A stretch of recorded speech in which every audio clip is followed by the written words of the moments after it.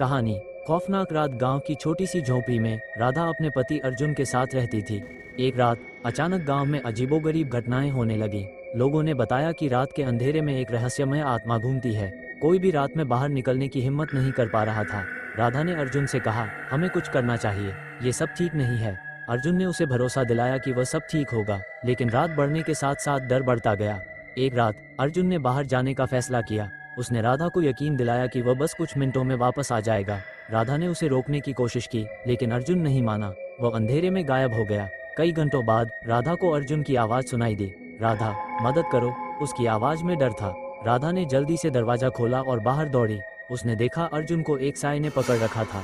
अर्जुन, उसने चिल्लाते हुए उसे बचाने की कोशिश की, लेकिन जैसे ही वह उसके करीब पहुंची, साया गायब हो गया। अर्जुन बेहोश पड़ा था। राधा ने उसे झोंपड़ी में लाकर पानी से होश में लाने की कोशिश की। जब अर्जुन होश में आया तो उसने कहा, मैंने एक पुरानी हवेली में एक किताब देखी थी।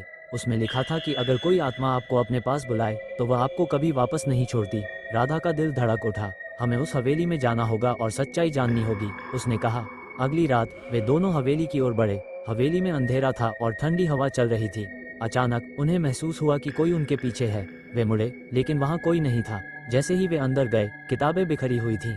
अर्जुन ने एक किताब खोली और पढ़ना शुरू किया। उसमें लिखा था कि इस हवेली में एक आत्मा है जो अपने खोए हुए प्यार की तलाश कर रही है। फिर अचानक लाइट बंद हो गई और एक ठंडी सांस उनके गले के पास आई। राधा ने चिल्लाते हुए कहा, हम तुम्हारी मदद करना चाहते हैं। आत्मा ने कहा, मुझे मेरी खोई हुई प्रेमिका चाहिए। तुम दोनों मेरी आत्मा को शांति दे सकते हो। राधा और अर्जुन ने मिलकर एक उपाय किया और आत्मा को शांति दी।